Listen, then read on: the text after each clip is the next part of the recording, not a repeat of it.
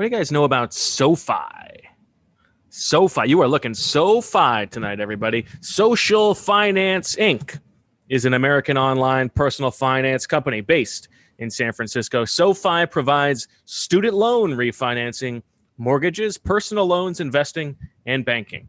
Today's episode is brought to you by the SoFi Daily Podcast. 80% of New Year's resolutions fail by the second week of February. The Eagles' New Year's resolution this year to start the rebuild. We'll see if they continue to push the can down the road starting in late January. Maybe Jason Peters will be re-signed. If reaching financial independence is something you're striving for in 2021, don't let your goals fall by the wayside. Listen to the SoFi Daily Podcast every weekday to keep informed and keep your financial resolutions. Search for SoFi wherever you get your podcasts. Search for SoFi, SoFi, wherever you get your podcasts. That's SoFi, SoFi.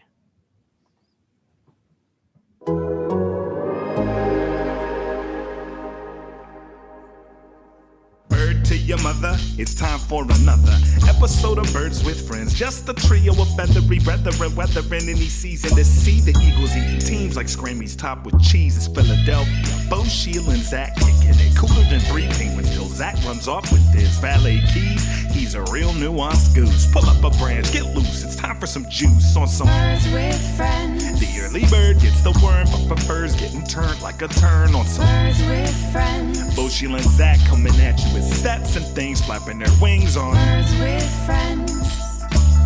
All I know is Zach said he has a game where he'll don't read both 7,000 words, and I said I'm in. Let's go. Let's do it. And so the purpose That's what I needed was not to get at least one more reader.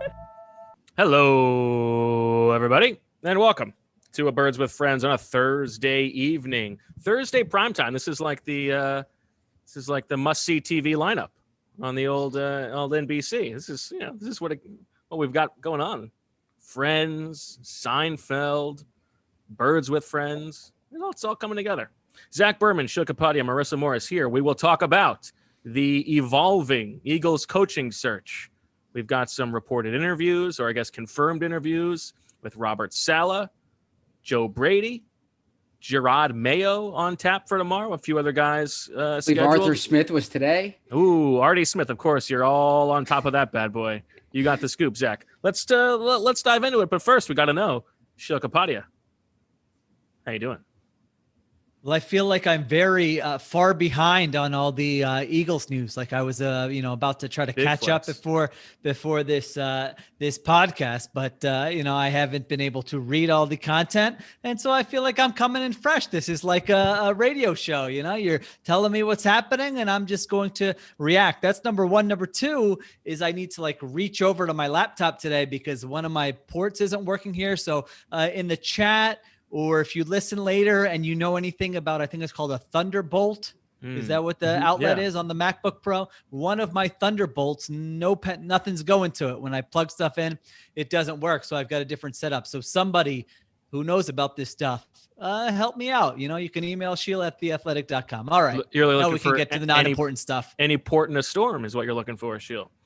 But yes, you've been very busy. You've got Seahawks stuff to talk about. You're on all these different podcasts, all over the place. All these different podcasts. Yeah, you were on Barnwell, Ryan Rosillo. Did you get any workout tips? That was last week. On the Athletic Football Show.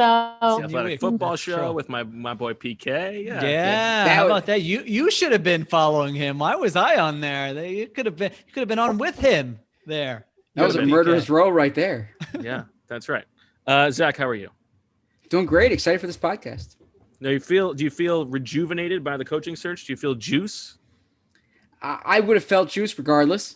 But you wouldn't have felt juice this week. This is not like if they had kept Doug Peterson. This is not a. I literally sent a Slack message to you and Pete, our editor, last week with 5 story ideas coming up. This was before the coaching change. So yeah, I would have had stuff to write regardless. But I do think when you look at the offseason overall, there is going to be a different level of interest, obviously, because there are going to be major changes going on here. Yeah, and I think even beyond the offseason, week one, like the start of the next season, has so much more juice than it would be if you're running the band back together with Doug Training Peterson and camp, Carson. We're yeah, like, what is absolutely. this scheme going to look like? What is this Yep. guy like on the sidelines? Come on.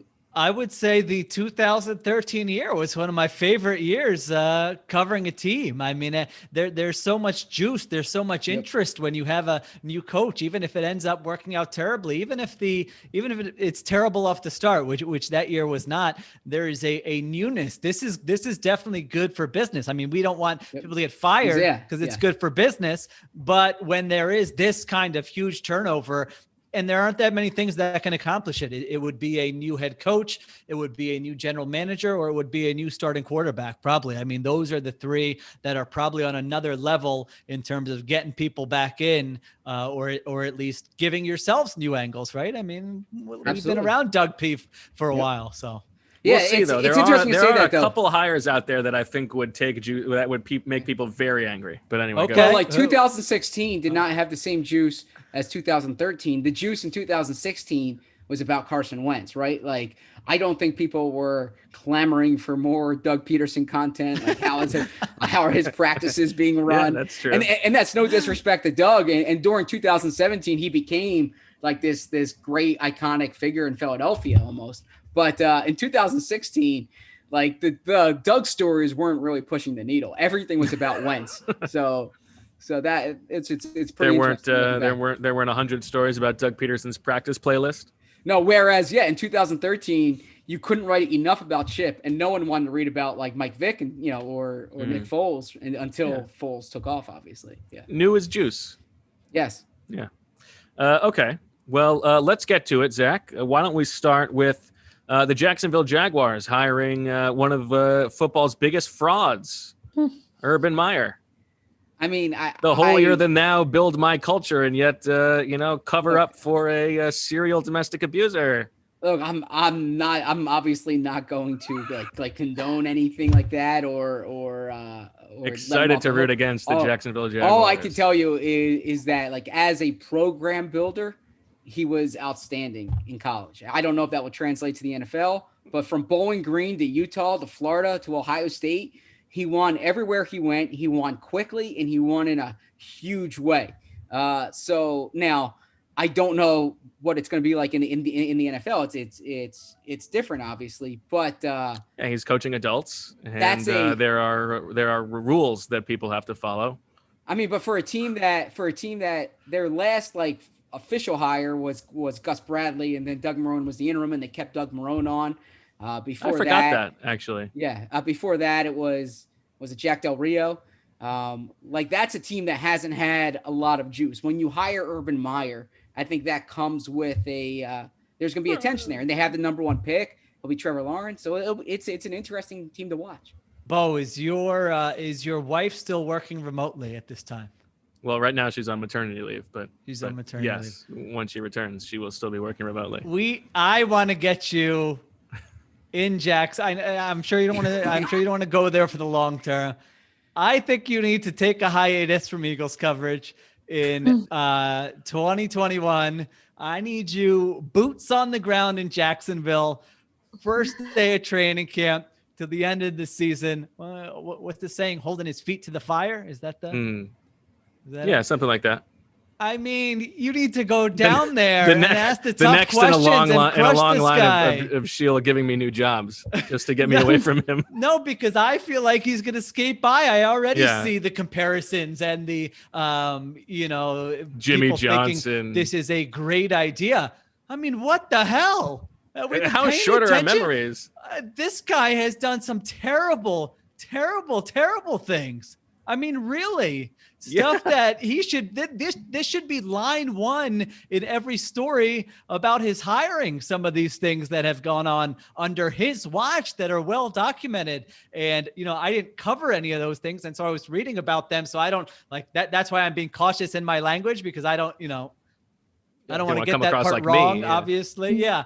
But really, I mean, we can't give this guy a free pass. And I think this is a terrible move by them. I mean, they were so set up, I feel like, to just don't do something stupid. Like, go pick, I would have just gone to like Mike Sando's list of GMs, your list of coaches. I would have just gone kind of like what the Eagles seem to be doing.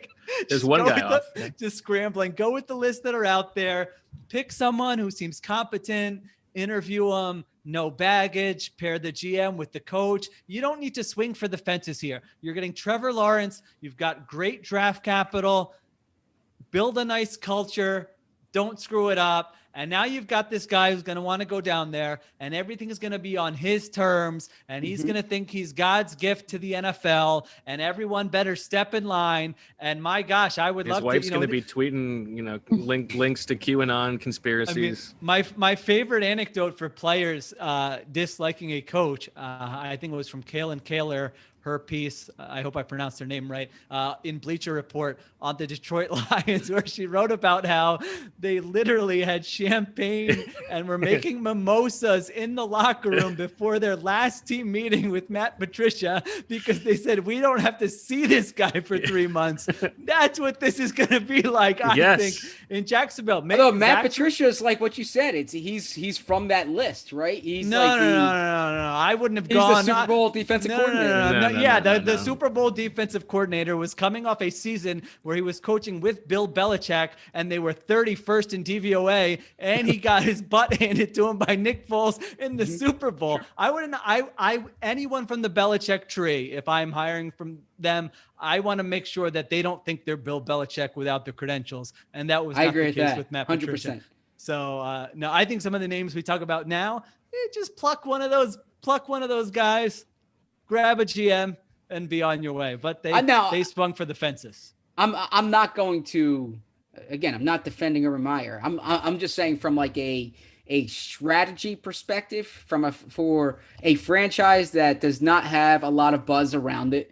Okay. Yeah, I see it from that. Yeah, they're trying to get a city government approval. I believe for this whole retail complex next to the stadium in the shipyards that they think that essentially they think they need that to stay in Jacksonville. And so, there's not a lot of support for it. And here they go hiring a guy who won the national championship at Florida. Florida's last national championship. Again, the off the field stuff at Florida, bad. The coaching stuff, the coaching staff at Ohio State, no excuse. Despicable. Yes, exactly.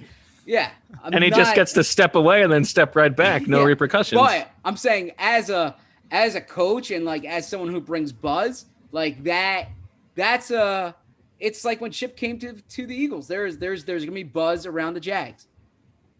Well, Chip didn't. I know people don't like Chip, but he did not have any of that. I'm just saying. He's talking about the buzz. Yeah. I don't know. Do you feel like this is the same? I feel like college coaches come to the NFL more. I don't feel like I don't know that has these sort of innovative way. I mean, maybe he does, and maybe we'll learn about them. He certainly has had success at the college level. I don't know that he's thought of as this sort of, mad offensive genius like Chip Kelly was. I wonder if he brings in his boy Adazio. With the tempo and everything like that. But we'll see if that juice is long lasting or not. I don't know. I say absolutely. What about the health issues? Yeah. The guy, what was it, 8 years ago or how long ago where he was walking away because of health issues? Now twice. He did it twice. Yeah. Twice. Yeah. So I don't know which one I was. If any of our listeners live in Florida, let us know what the Urban Meyer reputation is there. Because again, I don't live down there. From stories that I've read, like he has a big name from his time coaching the Gators. Hamilton in the chat says Urban Meyer has great strategy. Run before the cops show up. Well, yeah, he's like he's like an 18-year-old at an underage drinking party. Yeah, exactly. Jump that fence and get out of the way. Once I did it, we that happened to me once, and I literally jumped the fence, and my hat dropped as I was jumping over the fence.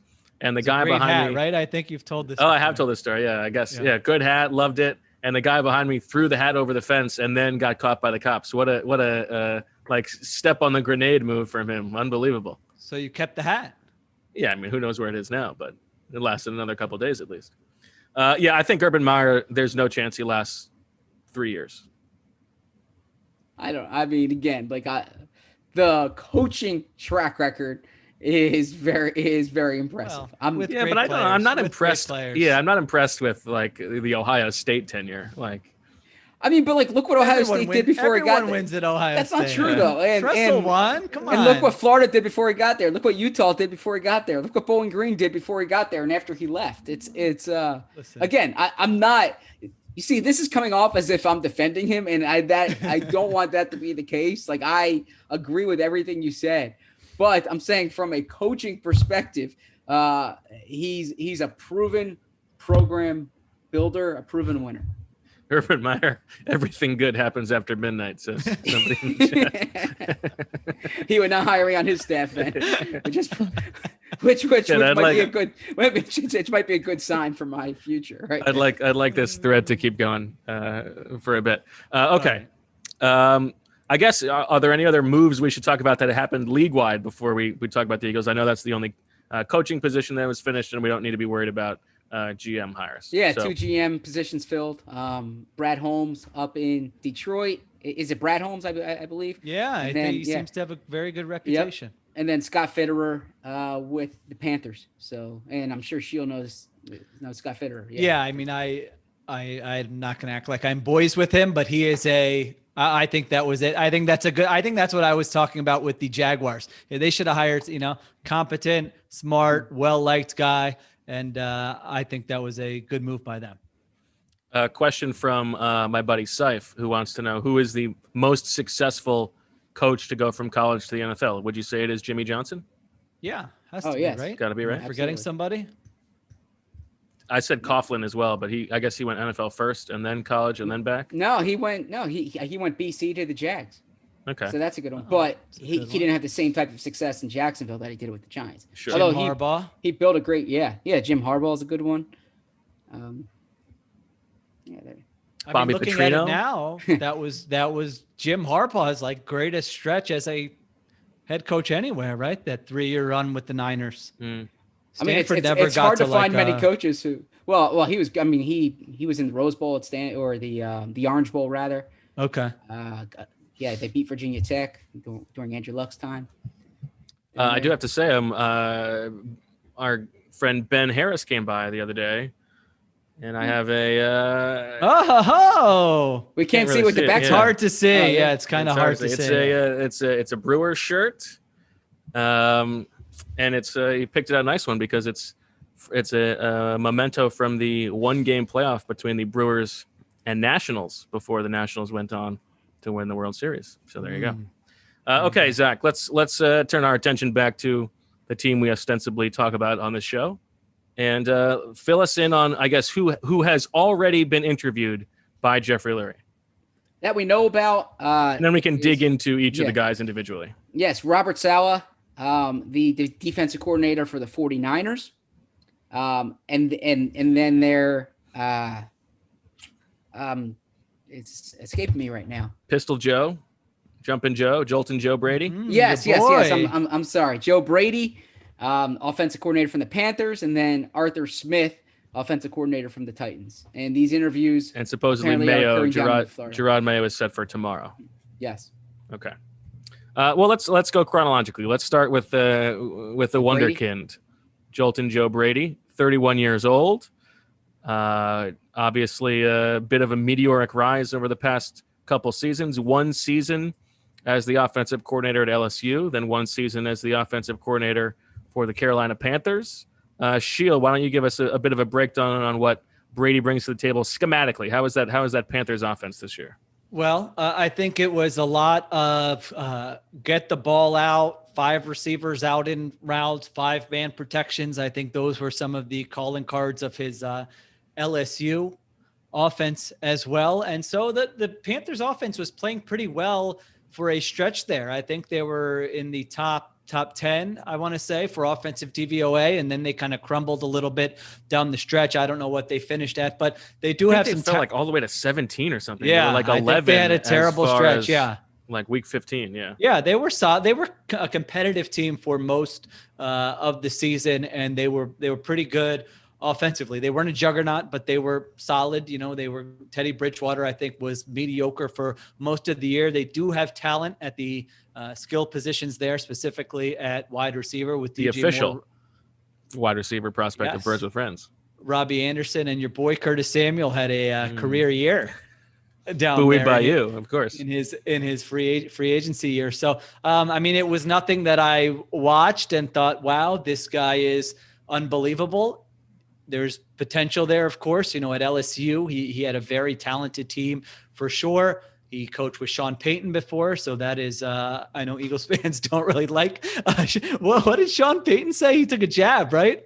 At the he Eagles said, like, this week? we're not trying to copy anything the Eagles have done or something like that. All right. We're not following any model. We're not modeling ourselves after the Eagles for anything. But Sean Payton has been a very good offensive coach, of course. So that, if that matters to you, then that is a good thing. Very young. All the stuff you talk about in terms of leadership and connecting with players and building a culture. And how, like, whenever a first-time head coach, and then they get asked, hey, what was, different about this than you thought it would be? And they're like, all the things that come across your desk that have nothing to do with football. Geez, that's common, right? Yes. Yeah. Very so good. That was very good. So that would be the thing that I would, you would want to know about with him. And so it feels like it's probably a little bit early, but I guess if he's someone who you really believe in, then you might have to jump in a little bit early if other teams are looking at him. I think it would be a stretch. I would be surprised if he were the guy. You and him share something in common. Him and I once shared a flight together, so maybe that's what you're talking about. Yes. Oh, is that what Zach's talking about? No, I was referring to Shield, but yeah. Oh, to me? Till where, Bo? It was actually, I believe it was from, I think it was back to Philly after he had gotten the Panthers job from Mobile. Well, I guess not Mobile, from Charlotte. Oh, okay. So he was going back to Philly. No, he was going to Philly? He was going back to Philly. No. It was from Charlotte to Philly. I believe his, because I think this is where you're going. I believe his lady friend is from Pennsylvania. Okay, yeah. So both of you guys have degrees from Penn State. He was a grad assistant at Penn State, 15 and 16. He went to undergrad at William & Mary, a school that the Tribe has produced some good NFL coaches. Mike Tomlin, Sean McDermott, and also some good beat writers, Joe Person. Who was a teammate with theirs, right? Now we got it. Yep. Oh, he was? That's cool. He was a teammate with Sean McDermott and Mike Tomlin. Exactly. Coached by Jimmy Laycock, YE, as they call him down there. Could you name the alma mater for? What? Could you name the alma mater for? Yeah, because his name is spelled Jimmye, Jimmy Laycock. Did you know that, Bo? Why were you letting that go? That's so weird. The guy's nickname, which you just knew his name was YE. The craziest thing of all about that nickname is that a guy's last name would be Laycock, and then that would not be related to his nickname. Well, it could be that they kind of knew where that would go, and so they said we got to switch up this first name and try to get some juice out of it. Zach, could you name the alma mater for all NFL beat writers for the Athletics? Probably not. I don't. What about all head coaches? I could probably do head coaches, but no, really, head coaches are Pete Carroll, Pacific. Oh my God, you sicko! Yeah, Matt LaFleur. Matt LaFleur. I know this one.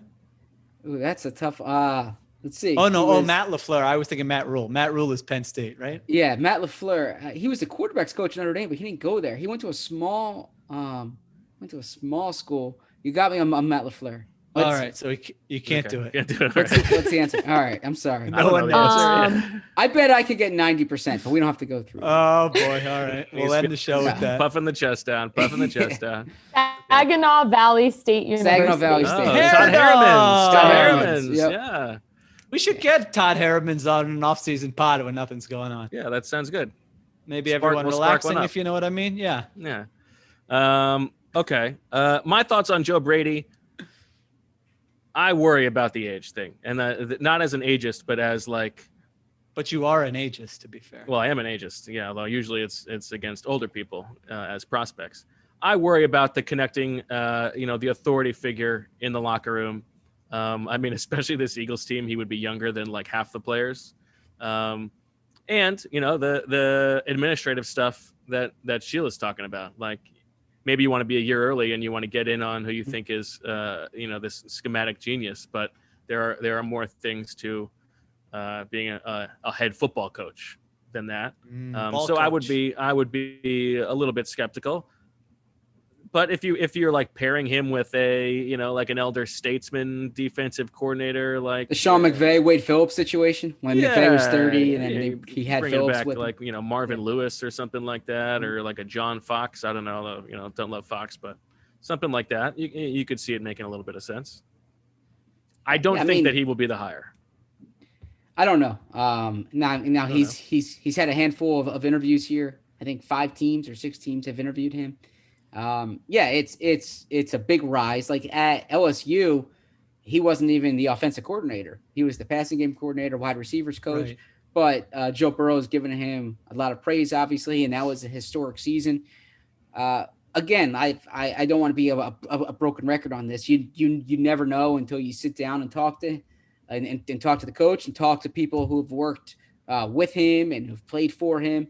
But it might seem early. That said, it's always better to be a year early than a minute late, because I'm trying to decide if a minute late. That's not what about that, like 2 a meeting? Well, that's the expression that like if you want the guy, if you want the guy, but he takes another job, right? Yeah.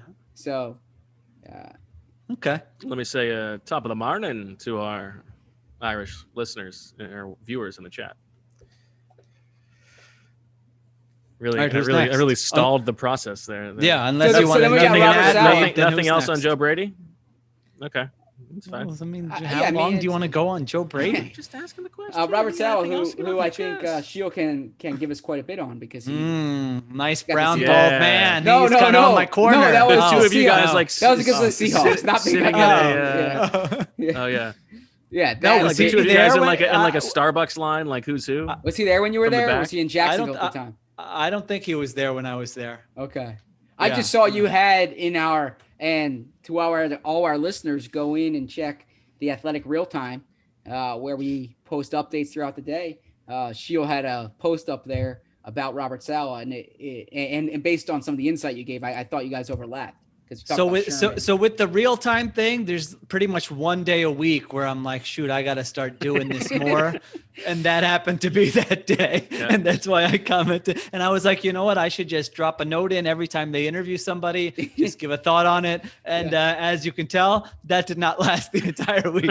And so the only person I gave an opinion on was Robert Saleh. But I actually have been, just in the past couple of years, I would say I've been, intrigued by him and following him closely. I really liked last year when the 49ers started to get good, his sideline, mannerisms. Now it's gotten kind of, it's overblown. Now it was like every game this year, but when it was become its own thing. Yeah. When it was first happening, it was exciting. I'm like, who is this guy just going nuts on the sideline after every defensive stop? And so I have followed him a little bit more closely because I like seeing those cover 3 guys, all these guys who are supposedly running the same scheme, who's adapting to it, who's not. And I can tell you that of that kind of Seahawks tree, whether it's the Quinn, Saleh, Gus Bradley, who am I forgetting there? Chris Richard, Dan Quinn. Of all those guys, I think he's done the best job of adapting that scheme and not just saying, hey, I learned this, with Pete Carroll, this is what we're running. Because if you look at all their numbers, they do not just run that scheme. They mixed in a lot of quarters coverage. They were heavy zone, but a lot of 2 deep looks. And if you look at their numbers this year, they were 6th, I believe, in defensive DVOA, and they were crushed by injuries. I don't know that there was a defense that was more decimated by injuries than the 49ers. So I think he's got some things going for him. I kind of feel like, remember that Gus Bradley hiring cycle, and that obviously didn't work out. I feel like Saleh has a chance to be the good version of Gus Bradley. I think he's someone who, whatever city he goes to, he's going to have the media eating out of the palm of his hand. He's going to be a really likable person. I think that first year is going to be a honeymoon period where everyone's like, oh, this guy's, fun to be around. And players, it seems legit. I don't think it's phony. He seems authentic. You hear Richard Sherman towards the end of the year had a press conference and just like, almost unprompted, just went off on what a good coach, what a good head coach Robert Saleh is going to be. And so there are credentials there. He could probably bring you an offensive coordinator in that Shanahan scheme if that's what you want to run. He seems to be able to connect with players. He seems to be well liked. I mean, my rule number one is like, don't hire the a-hole, basically. And I think he would at least pass that test. And then defensively, I don't know that he's like a genius or anything, but I like that he's shown an ability to adjust, to maximize the talent at his disposal, to develop some younger players there. And so I don't think Saleh is a bad candidate. I mean, it seems like a lock, basically, that he's going to get one of these jobs. And I don't think he would be a bad candidate. He's had 2 interviews with the Jets now, and he went from that second interview to the Eagles interview. And he's also, said to be, maybe hoping for that Lions job because he's from the area potentially. We talked about on the other night that it would be unlikely for Jeffrey Lurie to hire a defensive coordinator, but I do think that Saleh is a possible hire. I think it's for real, and I think I'd be on board too. And it's because of what you were saying. There's an obvious link for him, and it's already been reported, I think, by Michael Silver that he would bring Mike LaFleur with him as his offensive coordinator, who's the passing game coordinator with the 49ers, and I think was the best man at Saleh's wedding. So that makes sense to me.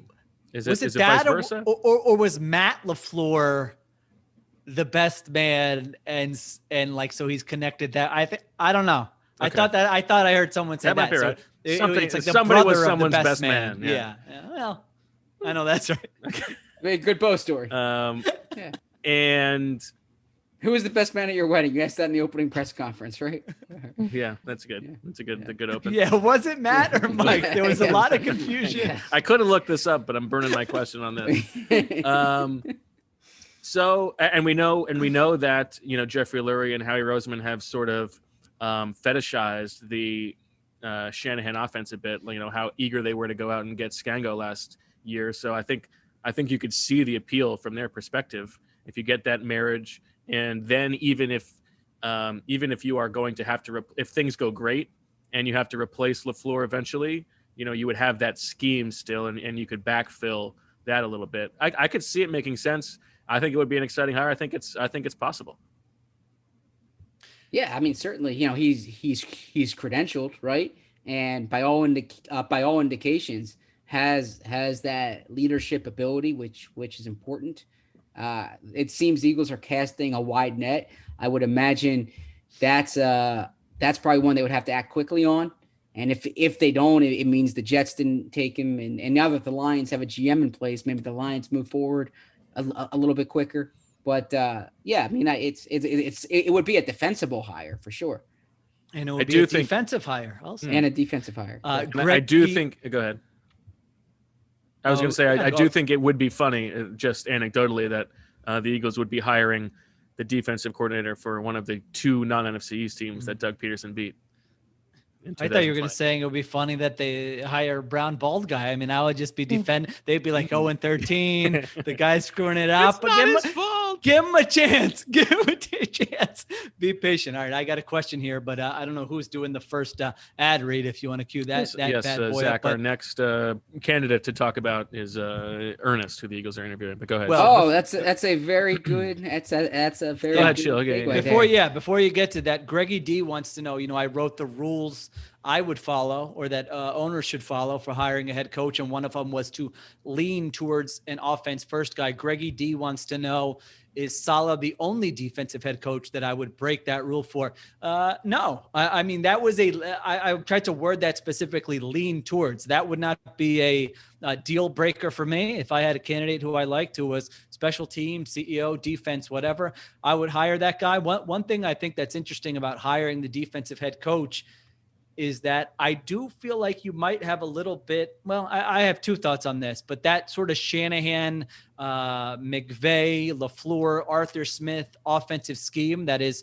running rampant now, if that's the scheme you're running with a guy like, let's say they bring in Mike LaFleur, it should theoretically be easier to replace that guy, right? Because now you have all these teams around the league who are running this scheme. And so that's the fear when you hire a defensive head coach, is that if the offensive coordinator lights it up for you, he's out of there, and now you got to keep backfilling that position. Well, for that scheme, there are a lot of people who know that scheme now. Stefanski, the Browns are running it, the Vikings. It's literally a quarter of the league. And so there should be people who are more familiar with it. And then the other hand, I think, could this be the offensive version of those cover 3 teams? Like, everyone's looking for this now.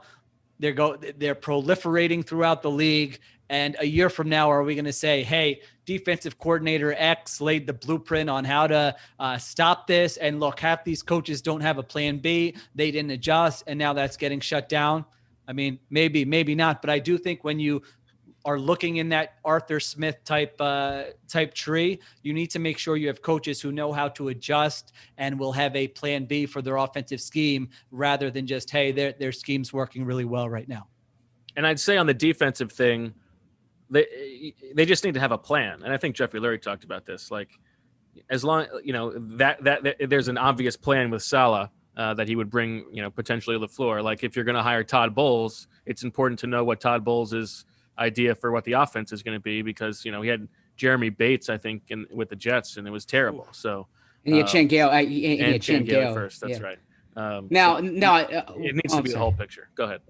What Shield said, though, is accurate, and it's something that's discussed. Is that when you if you're hiring a defensive coach because he's going to bring along this guy, and the guy being the offensive coordinator, if that offensive coordinator does a good job, he's out the door. Then what? You saw with Ray Rhodes and John Gruden, right? And then the Eagles didn't adequately fill that position. They hired, I think Dana Bible from Boston College, didn't work out.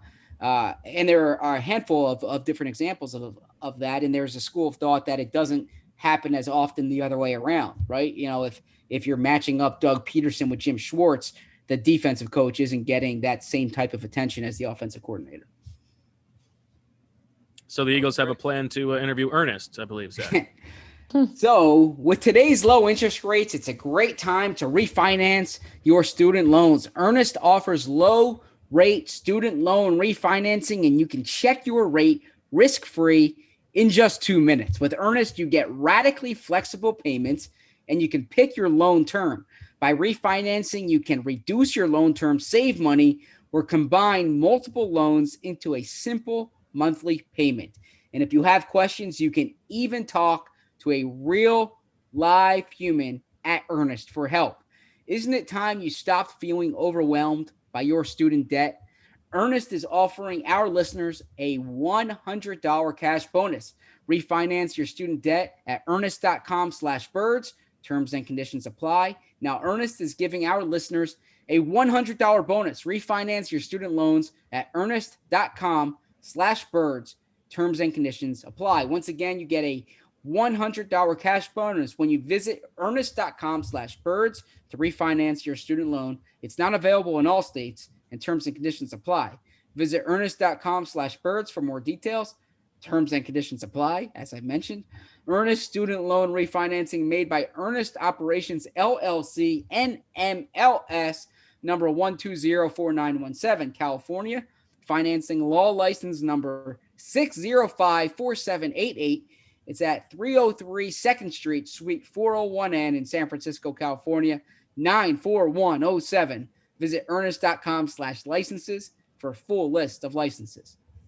This episode is brought to you by 1010. Now, you may have read about this in the New York Times or Forbes, and we're excited to tell you about it. 1010 is an exclusive collection of 10 one-of-a-kind engagement rings designed by 10 of the most distinctive designers working today, using only diamonds responsibly sourced from Botswana. 10 design masters have each produced a uniquely beautiful commitment ring, launching exclusively on January 18th at BlueNile.com. And when they're gone, they're gone. We all know that the diamond engagement ring is iconic. It's a timeless expression of the deepest commitment between two people. And with 1010, it's been beautifully re-envisioned in the hands of 10 modern designers working exclusively with sustainably sourced diamonds. If you're making 2021 plans or looking for a unique and meaningful way to celebrate Valentine's Day, you're definitely going to want to check this out. Again, this exciting limited edition collection of diamond engagement rings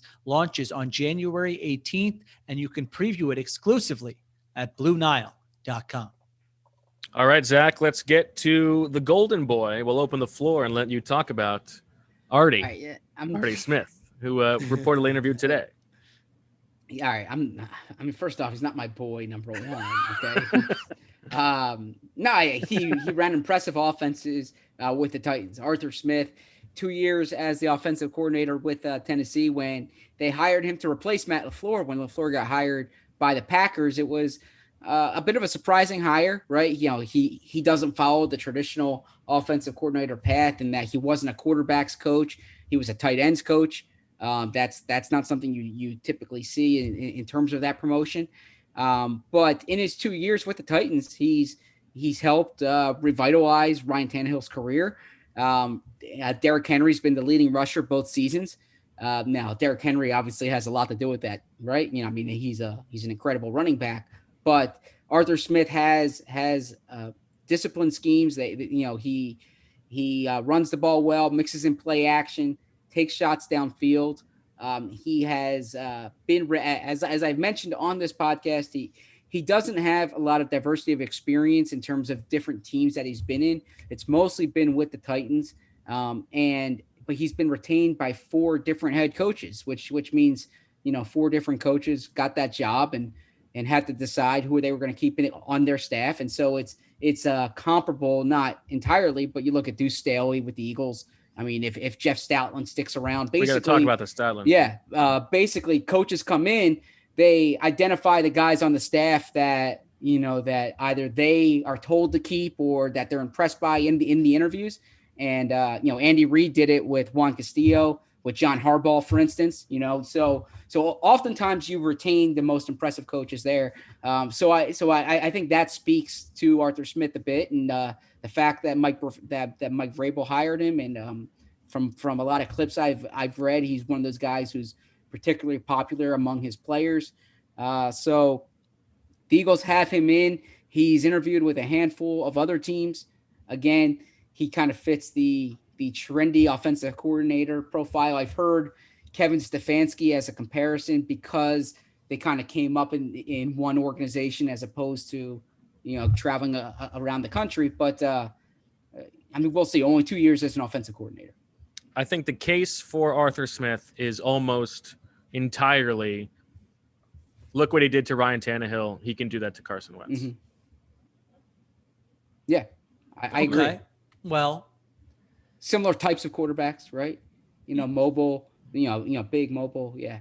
So, yeah, I mean, I would say you can't argue with the numbers that they've put up over the last 2 years for sure. And, you know, the playoff loss that, you know, I don't know, I guess that happens. I mean, that was not a particularly good game for the Titans offense. They scored 13 points and lose at home. Obviously, you're not judging a guy by one game, but I guess if he were hired, that would, you know, those would probably in Philadelphia, those would be among the first questions, would be what happened in that playoff game. So I would let me play devil's advocate. And I will say, I thought he passed the eye test. I mean, they schemed up explosive plays throughout the course of 2 seasons. Like you said, Tannehill had never had that success before. So I thought that he did do a good job. But if I wanted to play devil's advocate, I could say you're really going by, let's see, 16, and they played 9, 10, 11. You're going by like 27 games, basically,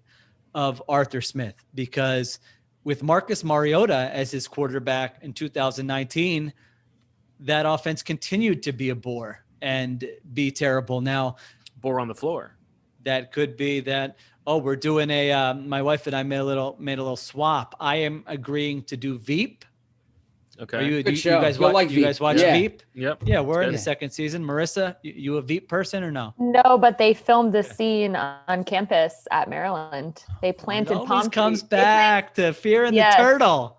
They planted palm trees for it. It Oh. was like a big deal when they were there. So, but I've never All right. I've never actually seen it. I just thought That's like, good. oh, that's pretty cool. So It's All good. right. maybe I'll look watch out it too. for that episode. No, Yeah. I got some 2 weeks vacation coming up. So Oh, all right. So my And wife in is, return, she's is watching agreeing Succession. to watch Succession. Yeah, which is what a fun rewatch. Is any Yeah, that's good. you guys in on Succession or no? Of course. Yeah. Yeah. Like No, I know you are. Oh, I don't know yeah, if yeah, Zach sorry. or Marissa. I've never Marissa, seen it. I've All never right, seen it. Family Succession. I'll add it to my therapy. list. I'll add it to my put list. that pretty much at the top of your list for vacation. I would say, right? So- Would you guys agree? Yeah, I mean, it Yeah. belongs towards the top. Yeah. Now you're it depends underselling. Last It depends year, what kind of you show were you're going looking over for. the Veep moon. is Veep makes you laugh. Succession's it's a different Succession's type of great. show. It's Yeah. good. I like them both. I've watched a lot of good TV this year. What do you want me to say? So my and again I try to kind of stay out of like political talk here on the show because You have those the are- floor. Just Veep. Yeah, Zach, it's those not are real. resident It's not a political documentary. commentary. No. So this is what I'm gonna say. So when you watch Veep, you're like, there's this is like so much satire that you can never see any of this happening. And then you see the Four Seasons landscaping thing that actually happened, and you're like, Yeah. that is straight from a Veep episode. Like that is Yeah. that's a plot from Veep. Yes. I thought you were going to say then you see the 4 years that we Yeah, just that's had. yeah. Much more Absolutely. nefarious. Yes. All right, but we'll get back to football. But Bo, you didn't exactly sell that Succession should be at the top of our list. So I just want to know what else. No, what Succession's else great. All right, Yeah, what what are else you should- watching these days? What Bo? else should be in the mix? What else should be in the mix? I love Anything good? Patriot was great. Patriot. Ted Lasso really was great. Ted I know it's Lasso's gotten a a good lot one. of shine. The Undoing Marissa like that. on I watched I that. think it's HBO. That's good. Scary. good? Don't watch it at Okay. night. All right. We're watching Your Honor now. Have you Okay. This heard is about not that? new. This is not new, but Justified has been like the I've been occupying my evenings with a Oh, couple episodes of interesting. Justified. So good. How's Zach? You had one there. Yeah, we're watching Your Honor. Oh, how is it? It's good. Yeah, it's good so Okay. far. Your Honor, Yeah, Your Honor. Bryan Cranston. Yeah, with Bryan Cranston.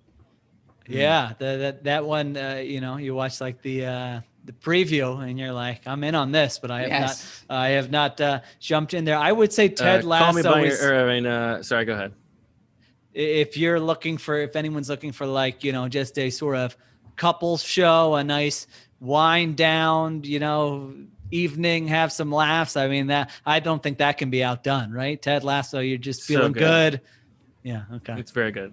I May Destroy You was maybe the other best thing I saw, but it's not a light Oh. watch. That's not That's intense, right? Yeah, it's intense. I've got this list of intense shows, but I don't know. The kids might have to get a little bit older. The world might have to get a little bit better, and then I can knock Yeah. some of those out. During the pandemic, I've needed like the Ted Lasso. Ted type Lasso shows. is very very ideal for that. It's fantastic. Okay. Okay. Arthur Smith. So as we were Artie. saying, I don't know. Yeah, how what I worry we about. said bore on the floor. Yeah, what I worry about with Arthur Smith is what I said. That it seems like the whole pitch is that he can fix Carson Wentz.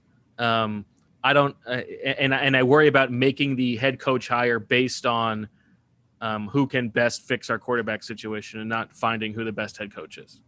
Well, Here, yeah, you don't. I mean, like you might have leadership traits that are, that are worthy of being a head coach. Like, He might. you don't know that. Yeah. So Yeah, but I'm just telling you my read. I don't think you hire him because of the Titan scheme. Again, you sit down with him and you hear his ideas, you hear his philosophies. How does he present himself to the team? How does he connect with players? How does he build a staff? How does he interact with people in all facets of the operation? So, yeah, that's why the process is so flawed, because he wouldn't even be getting a look if the Titans offense Exactly. didn't play well. But he might have all those qualities you just mentioned. This is why I don't understand why, you could go, I don't know who the linebackers coach was for like the Jacksonville Jaguars this year. This guy might be an unbelievable leader and connect with players and have great ideas. And so it's just kind of strange how they do it. And I do agree with just interviewing as many people as possible. You're hopefully not getting this opportunity often. You can steal ideas. People have to bring their best stuff to the table when they're interviewing with you. And so I do, it felt like the Eagles did that last time around, and they should do that this time around. How about this, though, with Arthur Smith? They were the most run-heavy offense in the entire NFL this year. Jeffrey Lurie, that'd be on the short list of Jeffrey Lurie. Yeah, they had Derrick Henry though too. So, but Ryan Tannehill has been among the most efficient quarterbacks in the league. I guess you're right; it worked, but I think that Jeffrey Lurie would want to know about that, given his background. I mean, they ran the ball more than Cam Newton and the Patriots, more than Lamar Jackson and the Ravens. So, anyway, interesting. Even in that playoff game. Right? I mean, they were running on early down. That's when it came back to bite them. They're running the ball on early downs, and Derrick Henry was getting stuffed. So yeah, that's a good point. Those would be but to the point Sheila was just saying, like that was the genius of the Andy Reid hire, right? Was that you don't just look for the hot offensive coordinator. You ask around. You ask other coaches, other players. Attractive offensive coordinator. Saleh's, pretty easy. No, but but like I think attractive defensive coordinator. Yeah, true. And again, the way Joe Banner has told the story is Zach's just like, glossing over this entirely. That they've asked. They asked all these different players and coaches who's the most impressive coach. You've been around that kind of thing, and like Andy Reid, someone who they were aware of, but the rest of the league was saying, well, he's a quarterbacks coach, former tight ends coach. So, so I agree that if you have conviction in terms of someone's leadership, that's what matters more than the scheme. I'm trying to think if there's even like who would even be in second place of most attractive head coach candidates so far for the Eagles. Well, I wrote down the guys you mentioned, and I wouldn't say there's a clear second place there. I don't know that I have like a great idea about how all these guys look. I don't know what Gerard Mayo looks like. Yeah, I don't know what he looks like either. I know what he looks like. I mean, handsome, bald? No, he's not bald. He's certainly in good shape, I would imagine. Well, okay.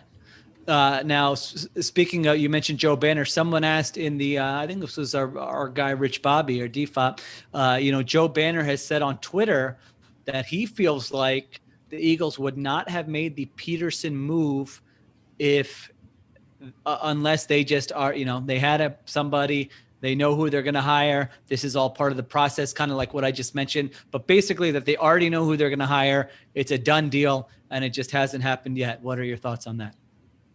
Oh, I think they might have an idea. I don't think it's a done deal. But I also think the reporting of, Jeffrey Lurie wanting to make this decision and maybe Howie Roseman not necessarily wanting to, that it was a little bit split, probably tells a different story, that this was more of a hasty decision. That said, like they had that full weekend. Like they had some time in between the two meetings where Jeffrey Lurie could have been back channeling to make sure that the guy he really wants could be available. I don't know. It would be interesting. It would be a little bit like, depending on who the person is, could be pretty disappointing. Like what if it's his boy who he gave the one name reference to during the press conference on Monday? Josh. Yikes. Mike Sando had a great nugget early in the season. I remember looking at Josh McDaniels' offenses with Tom Brady and without Tom Brady, and now it's a fairly decent sample without Tom Brady. And I'm going to revisit these numbers, but they were not impressive. So unless you're getting me, Tom Brady from like 5 years ago, even coming with Josh McDaniels, then I don't really understand why that would be a very attractive hire, but we'll see. Yeah, so I would think that they have someone that they know they can hire, right? Like that there's me, Juice. Sure. Yeah, maybe that they have like a fail safe in their back pocket, but they want to scan the league. Poor Juice, he's got to leave. He's got to put it this way: if they have a hire already, like if they have someone that they know, then it's almost disingenuous to the process. We always talk about how how you have to scan the league, how you have to go in with an open mind.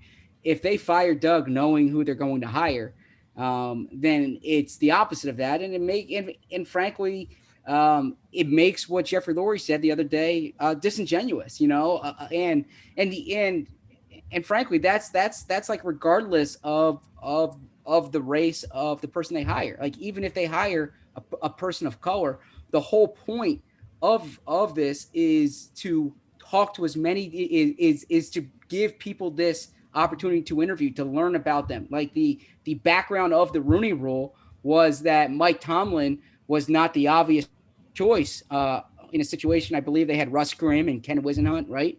And they interviewed Mike Tomlin, who was a little known defensive coordinator with the Vikings, and just blew him away in the interview. So you never know until you sit down with the guy. And so if you have your mind made up, I think it's disingenuous. I think that's right. And I think, Jeffrey Lurie talks a lot about like intellectual curiosity and, trying to find answers. So it would fly in the face of that. That said, like we've talked about, there is a pattern where this organization tends to think that it knows best. Yes. And it would fit into that pattern.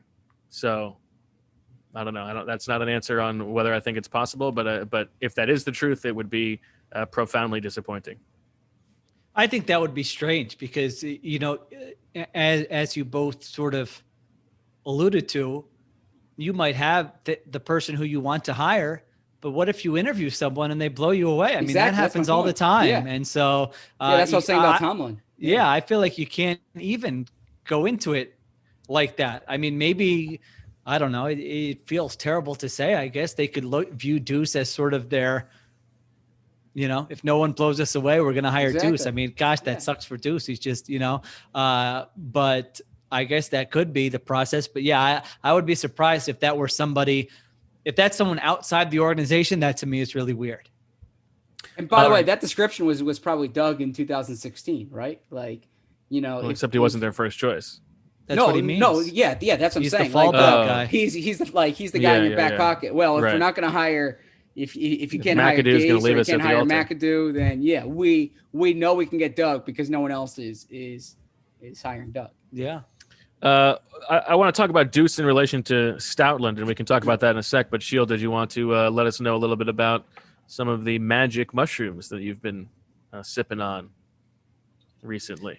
Yeah, unfortunately, I have not had a chance to try this yet, but I'm excited to try Four Sigmatic, a wellness company that is well known for its delicious mushroom coffee. Four Sigmatic's mushroom coffee is real organic, fair trade, single origin, Arabica coffee with lion's mane mushroom for productivity and chaga mushroom for immune support. I have not had a chance to try this yet. I've got it on my counter, but I'll tell you what, anytime we get one of these sponsors, I send the ingredients, I send the product to my sister and I see what she thinks about it. And she was jealous. She said, "Oh my gosh, I've heard this is, there's some big wigs in her industry who have this as a sponsor on their podcast." And she said, definitely try it. Let me know how it is. And who knows, she might want to try it as well. And so what it's supposed to do, it's supposed to help you focus on getting things done. It's amazing. You should feel an uptick in productivity every time you drink it. And all Four Sigmatic products are organic, vegan, and gluten-free. Plus, every single batch is third-party lab tested to ensure its purity and safety, so you're getting the highest quality coffee and mushrooms possible. Now, you're probably thinking, does this coffee taste like mushrooms? No, it tastes like the coffee you love, brews dark and nutty and tastes incredible. Don't let the name or the description fool you. Over 20,000 5-star reviews, and best of all, Four Sigmatic backs their products with a 100% money-back guarantee. Love every sip or you get your money back. Here's what we've done. We've worked out an exclusive offer with Four Sigmatic on their best-selling mushroom coffee, but this is just for Birds with Friends listeners. Get up to 40% off and free shipping on mushroom coffee bundles. To claim this deal, you must go to foursigmatic.com/birds. This offer is only for Birds with Friends listeners. It's not available on the regular website. You'll save up to 40% and get free shipping. So go right now to foursigmatic.com/birds and fuel your productivity and creativity with some delicious mushroom coffee. Well, Sheil, speaking of, eating or drinking things that are a little bit better for your body, with the new year, we're all trying to eat better. But a healthy breakfast doesn't have to be boring. Magic Spoon has the amazing flavors you love, but without all the bad stuff. 0 sugar, 11 grams of protein, and only 3 net grams of carbs in each serving. So many of you have asked, and now you can finally build your very own custom variety box. You can choose from the best-selling cocoa, fruity, frosted, and blueberry flavors, plus brand new flavors, including peanut butter and cinnamon. It tastes amazing. Honestly, too good to be true. It's keto-friendly, gluten-free, grain-free, soy-free, low-carb, and GMO-free. So, go to magicspoon.com/birds. I'm interested to try that cinnamon flavor. I bet it would be good. To try a variety pack and try it today. And be sure to use our promo code BIRDS at checkout to save $5 off your order. Magic Spoon is so confident in their product, it's backed with a 100% happiness guarantee. So if you don't like it for any reason, they'll refund your money. No questions asked. That's magicspoon.com/birds and use the code BIRDS to save $5 off. Zach, take us through this Jeff Stoutland news that was reported by Bruce Feldman today. Yeah, the Athletics' Bruce Feldman, an outstanding reporter and author, just totally plugged in. Had a report. So you're saying he's not an outstanding man? Well, that too. That too. TV host, colleague, everything. Really like Bruce. Had a report this morning that Jeff Stoutland is expected to join Alabama's staff to replace Kyle Flood, who is taking the offensive line job at Texas. And this was meant for the college football audience, but it obviously caught on big in Philadelphia. Now this is not official, and my understanding is that Jeff Stoutland is still under contract with the Eagles, and so there's a lot at play here, whether it's the Eagles not letting Stoutland out of that contract or Stoutland waiting to kind of see who the next coach is. I don't know the answer to that. From what I heard, Alabama was expecting this to happen, and we'll see what happens. But Jeff Stoutland, as both of you have written about, just one of the best assistant coaches the Eagles have had here in a long time, revered by his or respected by his players, and has made a major difference on the field. Yeah, I think it's fair to say that this would be a significant loss. And I think it also does play into like the Deuce fallback plan. I think it makes less sense to keep Deuce as your head coach if you're not going to also be able to keep Jeff Stoutland. Not that you should be making a decision on that alone. But yeah, I mean, for all the reasons you said, all the things Stoutland has done with these guys, he's fantastic. They swear by him. You wonder how much Jason Kelsey's decision to return or not would be affected by Jeff Stoutland leaving. That said, Sam Lynch made this point on Twitter, and I agree with it. We've talked about it. Offensive line coach is like the spot where every fan base thinks they have like a great offensive line coach. That is true, but I think it is fair to say that Stoutland is very good and makes a very significant difference on the team. Well, yeah, that is true. I would say it is kind of it's polarizing though. I would say they either think they have the worst offensive line coach or the best offensive line coach. Because I'll tell you, when I was in Seattle, no one thought that they had a very good. Was that Tom Cable? Yeah, he's probably going to. Is he going to Jacksonville for? I thought you were going to say, is he going to jail? I hope he's going to jail. No, I thought he might go on Urban Meyer's. The good thing about Urban Meyer building a staff is that it'll be an easy, soft landing spot for a lot of people in the administration. All right, now I lost. Got what I was Marissa. gonna All say. right. What I was going to say. Yes, but so my point is, if you have an offensive line coach who you know is very good, you would like to keep him, and especially someone like Stoutland who has coached in different schemes. I mean, I think one reason Stoutland is so good is because he had coached in at Alabama, at Miami. He had been in these different college schemes. Then he comes to the NFL. Then he's with Chip. Then they go more West Coast stuff with Doug Peterson. Like, he was able to kind of meld all these different things together with their run game and with their protection. And I just think he's done he's done a fantastic job. I always like to look at who's doing more with less. It's always hard to sort of gauge some of these assistants, but when they have all those injuries, and when you have a guy like Mailata improving, I guess you could point the other way with Dillard, although it's a smaller sample there. But even, it's not easy to just get a guy like Herbig to start games for you and not be a complete disaster. It does, that's not what you brag about when you're talking about your credentials, but that's especially offensive line coach, that's a big part of the job. I mean, I think Jeff Stoutland would tell you anybody can coach. Jason Peters is not hard to coach. Lane Johnson is probably not hard to coach. Those guys are going to, in their primes, we're going to be good, but the backups and the player development, and hey, is this an area where we don't have to spend a lot of resources? Can we find an Isaac Sayamalu, who can come in and be a solid starter for us? That kind of thing. He got Big V paid. I mean, he's got a lot of success stories and a lot of wins on his resume. So I feel like from that last transition, I mean, my understanding is that if the Eagles did not want Jeff Stoutland back and he's under contract, then it's pretty much a non-issue. It doesn't matter. Go. Yep. It very well could be a case of ownership. And I think he really was beloved and respected. I just know when I wrote that, I know this is a flex, but when I wrote that, this is a worthwhile flex. Well, this is the only story I think I've written. Yeah, I think this is true. You haven't ruined the guy's career. Well, yeah, that too.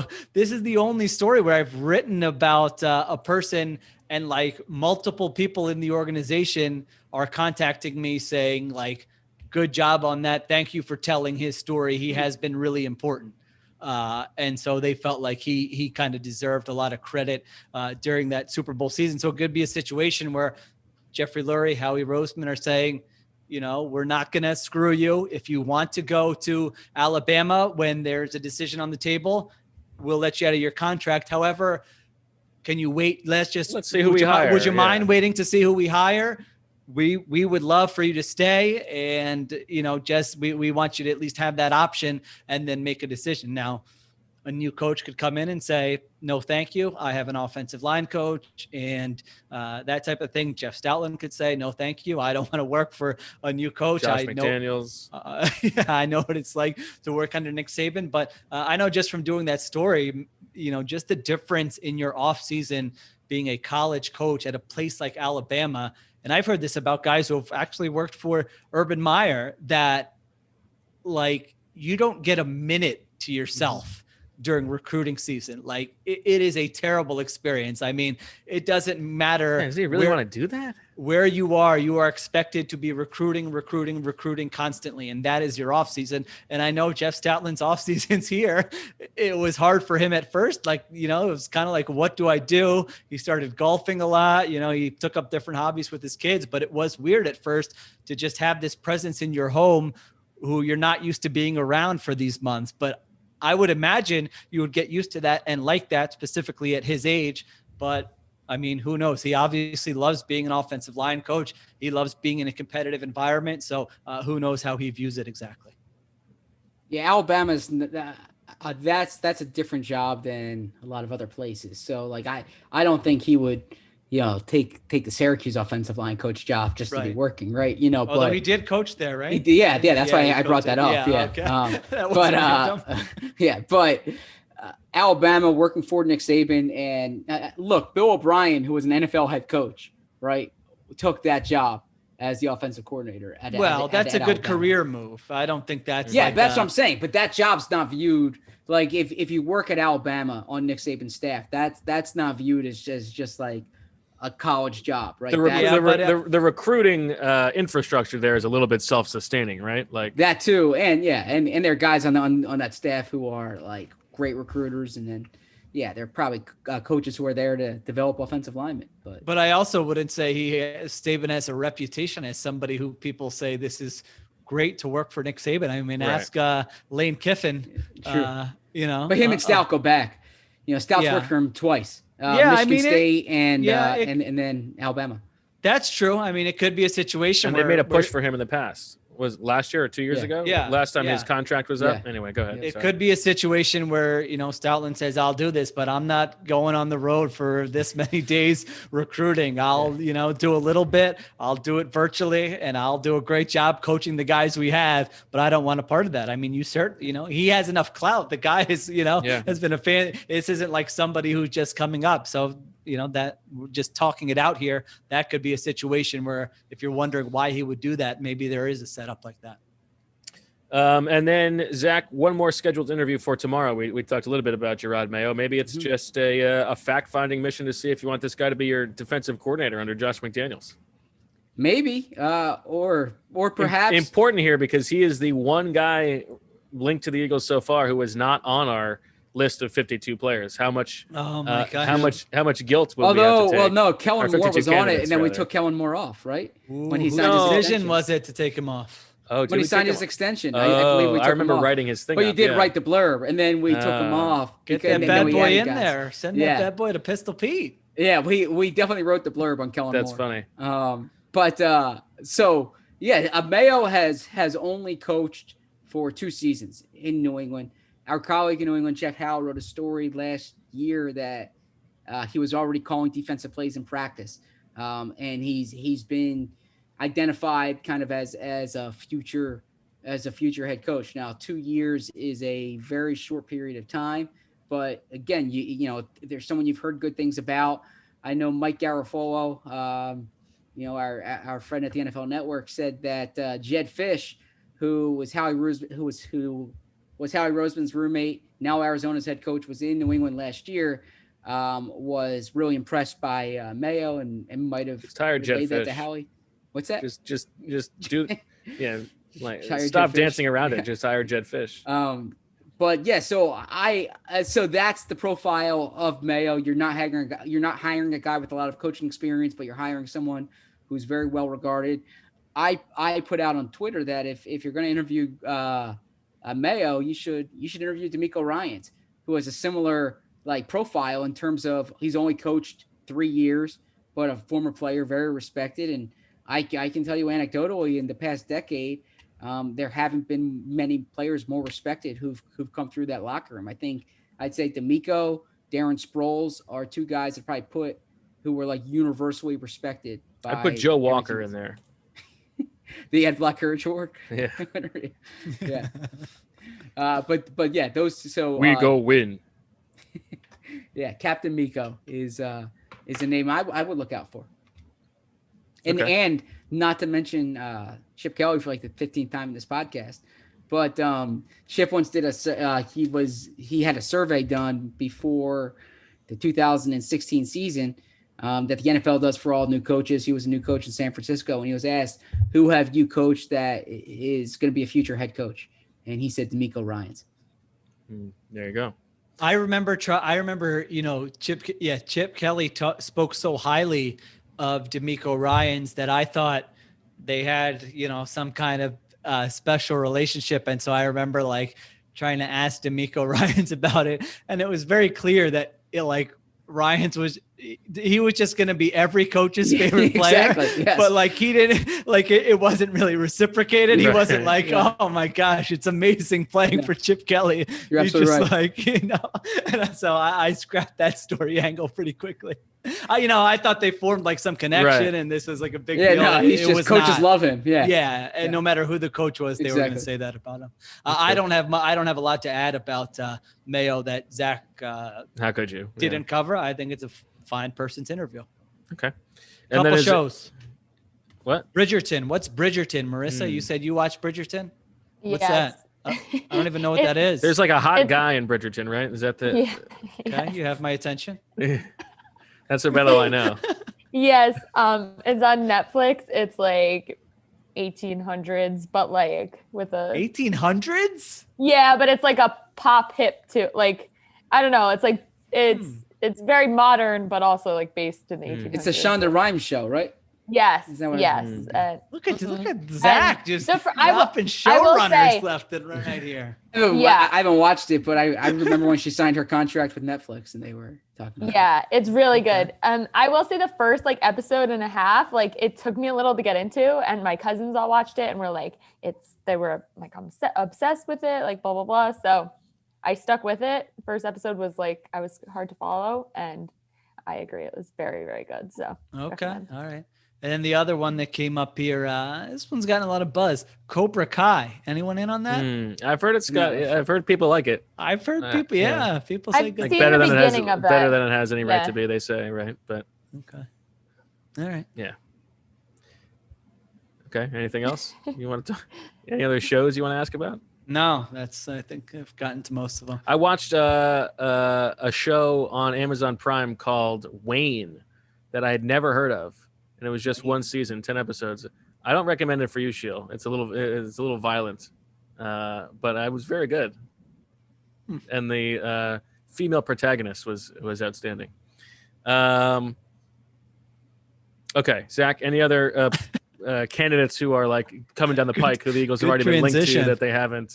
Yeah. Yeah, so Anybody named ESPN Wayne, perhaps? ESPN reported this morning that Kellen Moore, the Eagles submitted a request for Kellen Moore. Kellen Less. So we will Wow. see there. Greg says that. Sorry, Bridgerton. His wife said it's Gossip Girl set in 1800s Yes, it's England. Gossip Girl said 18. It's Oh, totally, now I'm in, baby. It's Yeah, totally- just give me that totally is. And I'm description. gonna throw my boyfriend under the bus, and he said the exact same thing. Oh, So, I'm in now. Okay. he hasn't seen all of Gossip Girl, but that was his vibe too. And Totally then, Gossip Girl. And then Zach just trying to keep going. We'd be remiss if we did not mention that ESPN also reported Todd Bowles. The Eagles requested an interview for Todd Bowles. So Todd Bowles from last year. Todd Bowles. So That's, Todd of course, Bowles. that's a reference to Michael Kendricks once being asked about. The Eagles were about to play Todd Bowles for the first time since Todd Bowles was the defensive coordinator the year before, and Kendricks didn't remember who he was from a year earlier.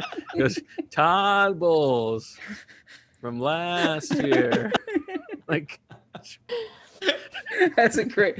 I can see Michael Kendricks doing that. Yes. Oh man. Yeah, Todd Bowles, who was the Eagles' interim defensive coordinator in 2012 after Juan Castillo was fired, and was the defensive backs coach and maybe assistant head coach before that. And he was the head coach for the Jets in 4 seasons there, had 1 winning season and then 3 losing seasons.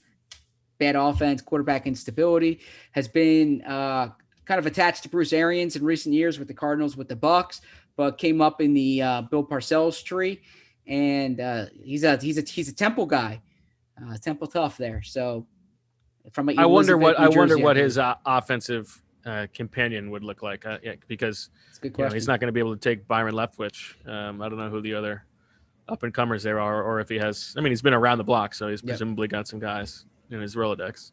I was just trying to find a story I wrote on Todd Bowles that to reference here, and so I just Googled it and I didn't find it.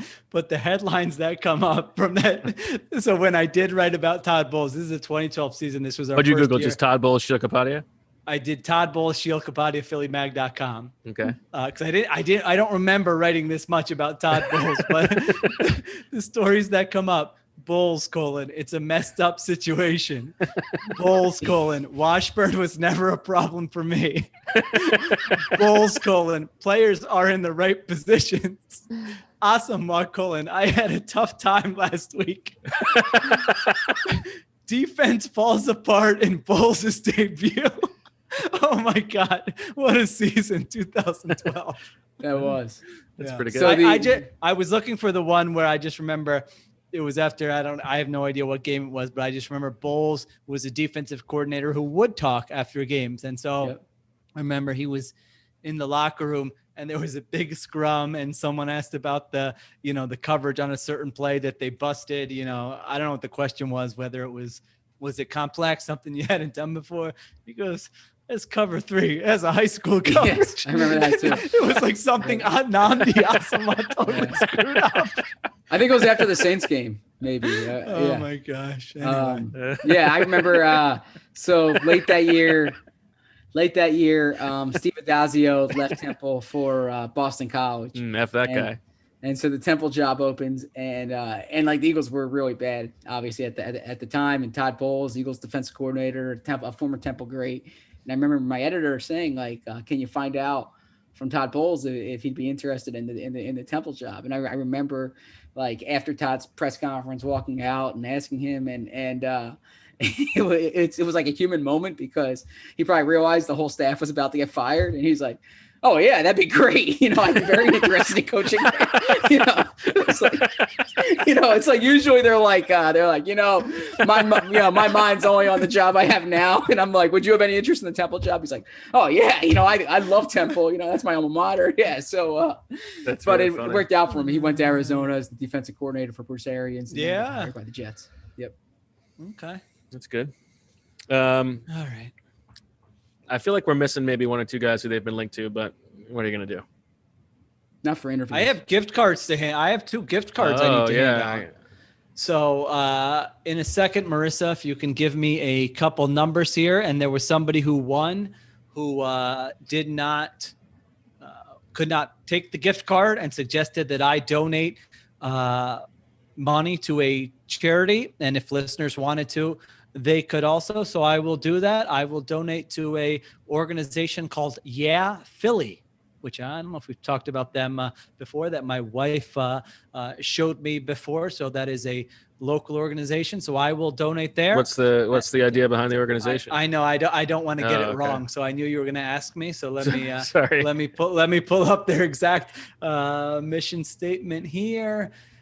Youth Empowerment for Advancement Hangout in Philadelphia. I think the point is to, in terms of making their communities better, to empower youth, obviously, so they kind of take the lead and they share their ideas and they kind of take charge of it and form the leadership there. So that is the organization I will donate to. Here we go. I'll read it. Youth Empowerment for Advancement Hangout is a Black-led community-based nonprofit that works with teens in Philadelphia, ages 13 to 19, who have witnessed or engaged in violence, with a special focus on those who have violent histories in West and Southwest neighborhoods. Yeah acknowledges teens as the experts of their own lives and prioritizes pushing back against oppressive systems and addressing structural barriers that often lead to violence. So there you go.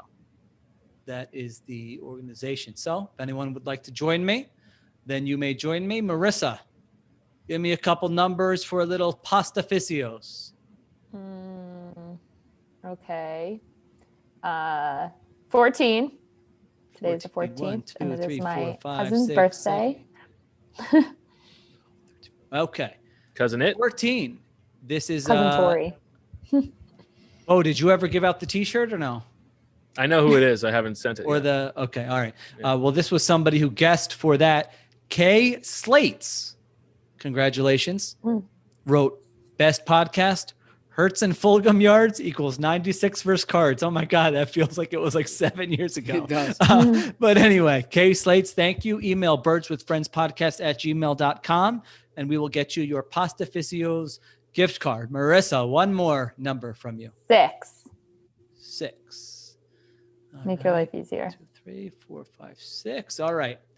CalFan2 says favorite podcast, makes commutes and dog walks in the cold so much easier. Love these guys and girl. So there you go. Aw. Thank you for that. That's nice.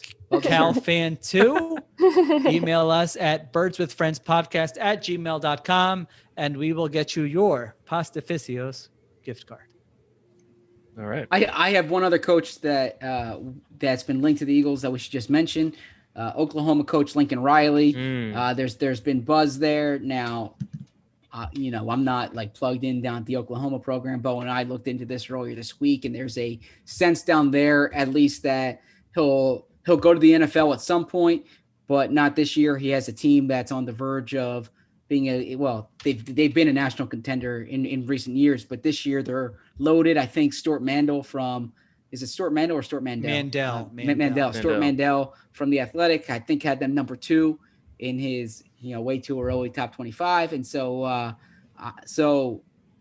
I don't know if that's something that's going to happen, but he'd be the obvious profile of coach the Eagles would be interested in. Yeah, I think it's unlikely to happen, but he'd be a good hire. Yeah. Okay. Guess that's about all we got. Zach. Yes. How about Cliff? No, that's too easy. We're doing this again? Mm-hmm. Okay. Sean Payton. Eastern Illinois. Right? You want to just go? One. That was just on the broadcast last week. All right, let's go down. Let's see how many you can get. I would like to leave. Shield's going to leave. Shield's got to watch Bridgerton. Yeah. Okay. Okay. Jets don't have a head coach. Bill Belichick. Wesleyan. Or did I pronounce it correctly? Or? Wesleyan. No. Yeah, Wesleyan. Yeah, Wesleyan. Shout out to the women's hockey where team. Kimberly A. Martin went too, I believe. Oh, there you go. So, before she went to Syracuse. Sean McDermott, you already know. William Mary. And Brian Flores. Boston College. He played linebacker there. Okay. Doug Marrone. I guess he's not the head coach anymore. Yeah. Syracuse. Mike Vrabel. He coached at Ohio State. Did he play at Ohio State as well? I thought he did. I don't know. Did he Should play? I be looking this up? I'll go Ohio State. His son plays at Boston College, but I think he's an Ohio State guy. Yes. Okay. Good job. All-American honors. Mm-hmm. Texans don't have a head coach, and who's the other team? Oh, Frank Reich. Yes. Maryland. The Terps. Yeah. I was hoping for that one. He was with Boomer Esiason there. No problem. Yeah. Mike Thomas. We should get Marissa a Reich Terps jersey. We should. I should have saved that for post pod. Yeah, get that signed. Nice. Tomlin, you already said. Harbaugh. John, Miami of Ohio. Okay. Stefanski. Kevin, Penn. Nice. Kevin Penn. He's not testing you on their first names. Zach Taylor.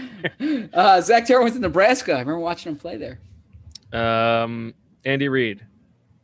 BYU for Lavelle Edwards. John Gruden. John Gruden went to. Was he a Miami of Ohio guy as well? I think so. No. Cincinnati. I can't even look it up this quick. Either Cincinnati or Miami of Ohio. I'm going Cincinnati. Pick one. Cincinnati. All right. Cincinnati. Marissa will let us know. Do you know where Anthony Lynn went? He's not the coach anymore, but.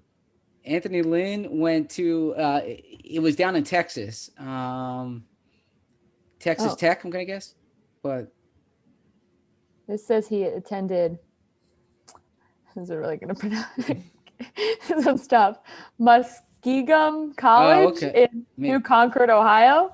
Anthony Lynn, Muskingum. No, John Gruden. Oh, yeah. okay. He was an assistant at Cincinnati. Wait. But then he transferred to University of Dayton. Okay, so I got it all wrong. Liars. My bad. You did get Ohio, right? You knew the. And what was your guess for Anthony Lynn? I guess Texas Tech, but that's not correct. Be right. It is That's Texas right. Tech. Okay. What about Vic Fangio? East Stroudsburg, I believe. Ooh, is that right? I don't know. Okay, let's go to Joe Judge. Joe Judge, Mississippi State. Correct. East Stroudsburg is correct. Mississippi State. Ron Rivera. Cal. Mike McCarthy. You need to go on Jeopardy. Mike McCarthy. I don't think these questions are going to be on Jeopardy. Sports Jeopardy. That's. I'll take this for 600. Mike McCarthy's Vic Fangio go to college? He's a Western Pennsylvania guy, but I don't know where. I mean, I'll say Pittsburgh, but I doubt it was Pittsburgh. Okay, that'll be only your second miss so far. I think it was my third miss. Gruden, LaFleur, and that one. Oh, LaFleur from before. Yeah. LaFleur from before. Four on the floor. Okay, I've lost my train of thought. Sean Payton. We said that, Eastern Illinois. Okay. Well, yeah, but I'm going back. I'm going back through the divisions in my head, so I got to bump around. Bruce Arians. Virginia Tech, right?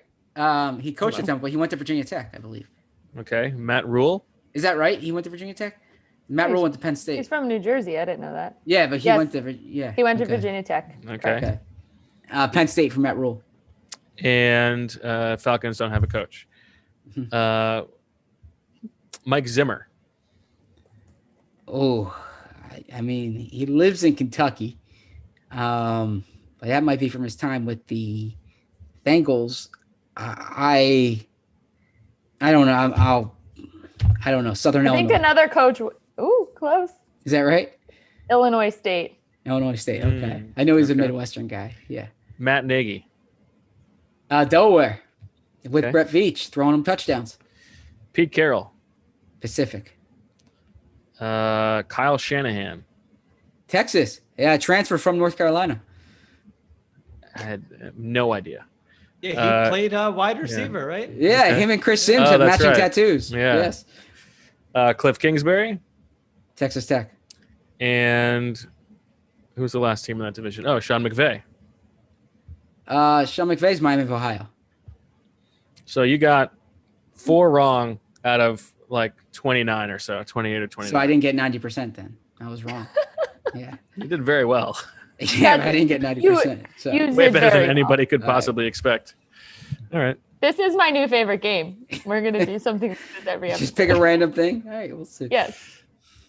All right. Your She looks like he your has brain something to is say, but it's disgusting. going to be very rude. Whatever. No, it is. no. Someone suggested in the chat last time that Zach have to name every practice facility. Oh yeah, they said it on Twitter, and I said Yeah. I could name the location. I can't name the name of the facility.